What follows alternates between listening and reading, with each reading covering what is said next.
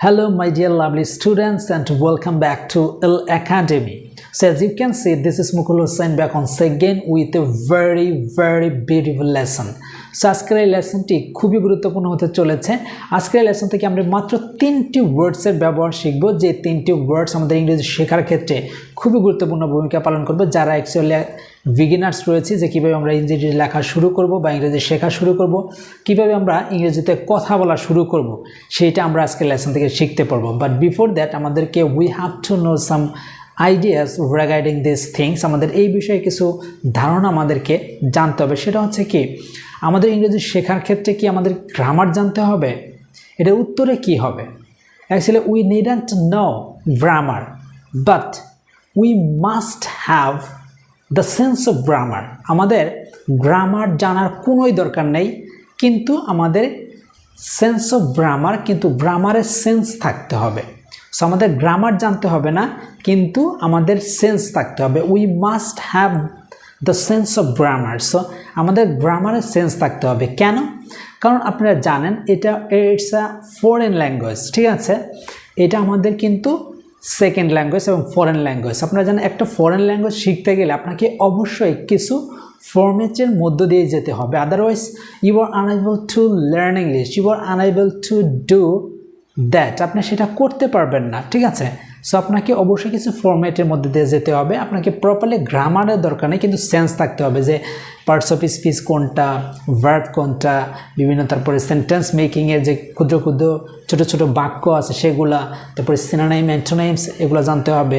Otherwise তো আমরা শিখতে পারবো না। সো যে কথা বলতেছিলাম, সো সেই ধারাবাহিকতা আমরা আজকে 3টি ওয়ার্ডসের ব্যবহার শিখব, যেটা সেন্স অফ গ্রামারের মাধ্যমে আমরা শিখব। সেটা হচ্ছে কি, প্রথমে have to, has to and must, এই 3টি ওয়ার্ডসের ব্যবহার শিখব। এই 3টি ওয়ার্ডসের বাংলায় হচ্ছে কি, আমাদের কোনো কিছু বাধ্যবাধকতা বোঝাতে আমরা ব্যবহার করে থাকি, ঠিক আছে? যেমন কোনো একটা কাজ আমাকে করতেই হবে, আমাকে তার সাথে দেখা করতেই হবে, আমাকে এই জিনিসটা তাকে দিতেই হবে, ঠিক আছে? এই যে বাধ্যবাধকতা, আমার অফিসের নিয়মকানুন মানতেই হবে বা তোমাকে অফিসের নিয়মকানুন মানতেই হবে, এই যে বাধ্যবাধকতা বোঝায়, এইটা বোঝাতে আমরা ব্যবহার করে থাকি have to, has to and must, ঠিক আছে? সো মাস্টটা একটু ভিন্ন, সেটাও আমরা শিখব। সো প্রথমে আমরা শিখে নিব have to and has to এর ব্যবহার কখন আমরা ব্যবহার করব। সো এটা শিখতে গেলে আমাদের একটু সেন্স অফ গ্রামার ধারণা রাখতে হবে। কেমনে? সো দেখুন, have to and has to দুইটা মানেই হচ্ছে বাধ্যবাধকতা অর্থে। হ্যাঁ, আমাকে এই জিনিসটা করতেই হবে, তোমার সাথে দেখা করতে হবে, এই জিনিসটা আমাকে জানতেই হবে, এরকম বাধ্যবাধকতা। তাহলে have to and has to কখন ব্যবহার করব? এক্স্যাক্টলি আপনারা এগুলো সবাই জানেন যে আই, উই, দে, এই যে আমি নামগুলো বললাম, আই, উই, দে, ইউ, এবং যে কোনো ধরনের প্লুরাল সাবজেক্ট থাকলে আপনারা এদের পরে অলওয়েজ ব্যবহার করবেন হ্যাভ টু। কি বলেছি? I, we, they, you and যে কোনো ধরনের প্লুরাল সাবজেক্ট, যেমন প্যারেন্টস, তারপর হচ্ছে কামাল অ্যান্ড রহিম, এরকম, ঠিক আছে?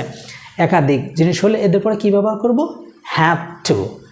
এরপরে আমরা ব্যবহার করব কি, হ্যাভ টু এর পরে আমরা ভার্বের প্রেজেন্ট ফর্ম ব্যবহার করব, অর্থাৎ যে জিনিসটা করতে হয়, ভার্বের প্রেজেন্ট ফর্ম।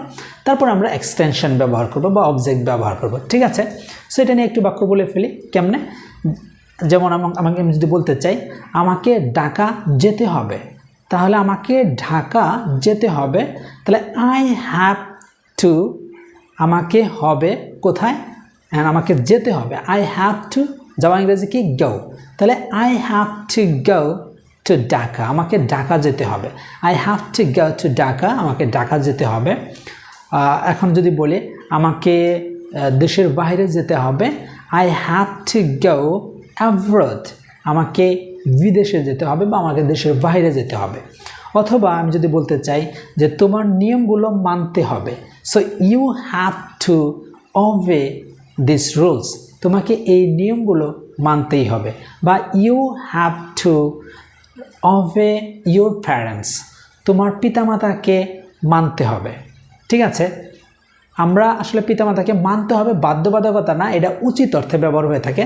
যখন আমরা বাধ্যবাধকতা মানে শিখছি, তাহলে আমি যদি বলতে চাই যে you have to maintain this thing, তাহলে তোমাকে এই বিষয়গুলো মেনটেন করতে হবে, ঠিক আছে, নিয়ন্ত্রণ করতে হবে, এটা বাধ্যবাধকতা। তারপরে সাপোজ আমি যদি বলি তাদেরকে অফিসের নিয়ম মানতেই হবে, তাই না? তাহলে they have to obey the rules, তাদেরকে নিয়মকানুন মানতেই হবে। They have to obey the rules, তাদেরকে নিয়মকানুনগুলো মানতেই হবে। আমি যদি বলতে চাই তাদের অফিসের নিয়মকানুনগুলো মানতেই হবে, তাহলে they have to obey the rules of this office, তাহলে এই অফিসের নিয়মকানুন তাদের মানতেই হবে, ঠিক আছে। তো আমি যদি বলি যে আমাকে ইংরেজি শিখতেই হবে, ঠিক আছে, আমাকে ইংরেজি শিখতে হবে, তাহলে আই হ্যাভ টু, শেখা ইংরেজি কি লার্ন, তাহলে I have to learn English, আমাকে ইংরেজি শিখতে হবে। সো এই যে বাধ্যবাধকতা, আমার ইচ্ছা নাই কিন্তু আমাকে চাপিয়ে দেওয়া হচ্ছে, সেই ক্ষেত্রে আমরা হ্যাভ টু ব্যবহার করব বা হ্যাজ টু ব্যবহার করব, ঠিক আছে। এখন হ্যাজ টু কখন ব্যবহার করবো? আমরা তো হ্যাভ টু বুঝে গেলাম, হ্যাজ টু কখন ব্যবহার করব? এক্স্যাক্টলি আমরা হ্যাজ টু ব্যবহার করব, ভালোভাবে খেয়াল করুন, হি, শি, ইট অ্যান্ড যে কোনো ধরনের সিঙ্গেল নাম এরপরে আমরা ব্যবহার করব হ্যাজ টু, ঠিক আছে। হি, শি, ইট যে কোনো ধরনের নাম, যেমন আমি বললাম আমার নাম মুকুল হোসাইন, এরপরে আমরা হ্যাজ বলবো, ঠিক আছে। তারপরে টু তো আছেই, হ্যাজ টু, তারপরে ভার্বের প্রেজেন্ট ফর্ম, তারপরে এক্সটেনশন, ঠিক আগের মতোই। তাহলে আমি যদি বলি তাকে আমার সাথে দেখা করতে হবে, তাকে আমার সাথে দেখা করতে হবে, তাহলে হি হ্যাজ টু হবে, এখানে হি হ্যাভ টু বলা যাবে না, he has to meet me, তার আমার সাথে দেখা করতে হবে।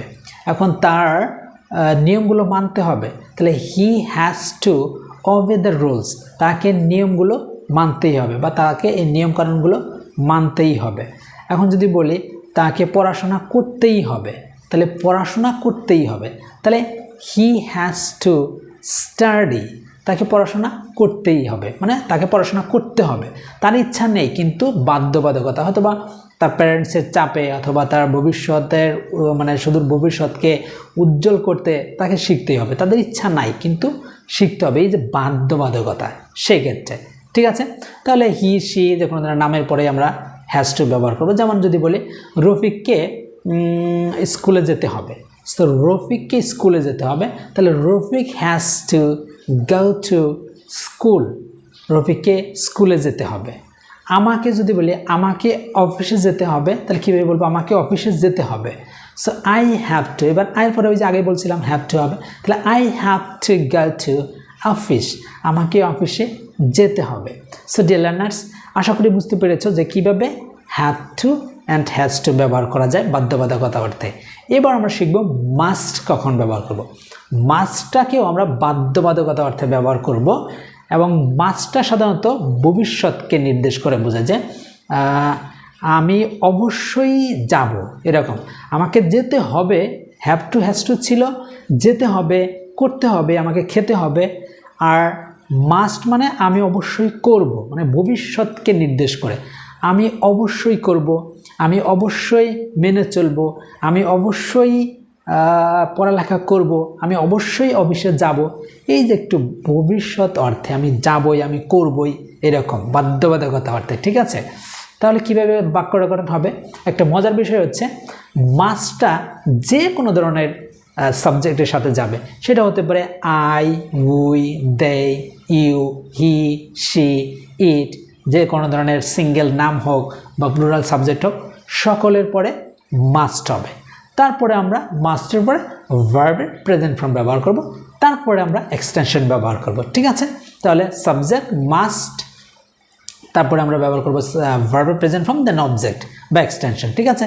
এবার আমি যদি বলি আমি অবশ্যই অফিসে যাব, আমি অবশ্যই অফিসে যাব, তাহলে আমরা ব্যবহার করব I must go to office, আমি অবশ্যই অফিসে যাব, দ্যাট মিনস আমাকে অফিসে যেতেই হবে, বাধ্যবাধকতা, ঠিক আছে। I must go to office, আমি অবশ্যই অফিসে যাব। এখন আমি যদি বলি যে আমি অবশ্যই বলছি যে I must go to office, আমি অবশ্যই অফিসে যাব। এখন যদি বলি আমাকে অফিসে যেতে হবে, যেতে হবে কথা আসলে আমরা ব্যবহার করব হ্যাভ টু, ঠিক আছে। I have to go to office, আমাকে অফিসে যেতে হবে। আর আমি যদি বলি আমি অবশ্যই অফিসে যাব, তাহলে বলবো I must go to office, আমি অবশ্যই অফিসে যাব, আমি অবশ্যই নিয়মকানুনগুলো মেনে চলব, ঠিক আছে। I must obey the rules, আমি অবশ্যই নিয়মকানুনগুলো মেনে চলব বা মানব, ঠিক আছে।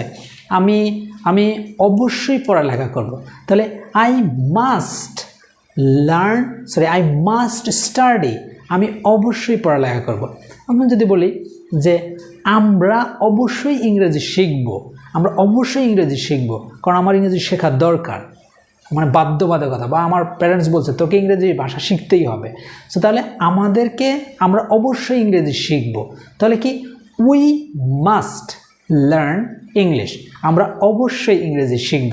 সো আমি এখন আমি যদি বলতে চাই সে অবশ্যই আসবে, সে অবশ্যই আসবে, তাহলে হি মাস্ট কাম, সে অবশ্যই আসবে। সে এখানে অবশ্যই আসবে, তাহলে বলবো হি মাস্ট কাম হিয়ার, সে অবশ্যই এখানে আসবে, ঠিক আছে। সো এখন নাম দিয়েও বলতে পারি, জাস্ট এভাবে আমরা বলে যাব। সো ডিয়ার লার্নার্স, এই ছিল আজকের এই 3টি ওয়ার্ডসের ব্যবহার। আশা করি এভাবে প্র্যাকটিস যদি করতে পারো তোমরা অবশ্যই তোমরা ইংরেজি শিখতে পারবে। সো আমাদের we needn't know grammar, but we must have the sense of grammar, আমাদের অবশ্যই গ্রামারের সেন্স থাকতে হবে। এই যে এইভাবে আমাদের কিন্তু ইংরেজি শিখতে হবে, ছোটোখাটো গ্রামারের মাধ্যমে, এগুলো জানার মাধ্যমে আমাদের কিন্তু ইংরেজি শিখতে হবে।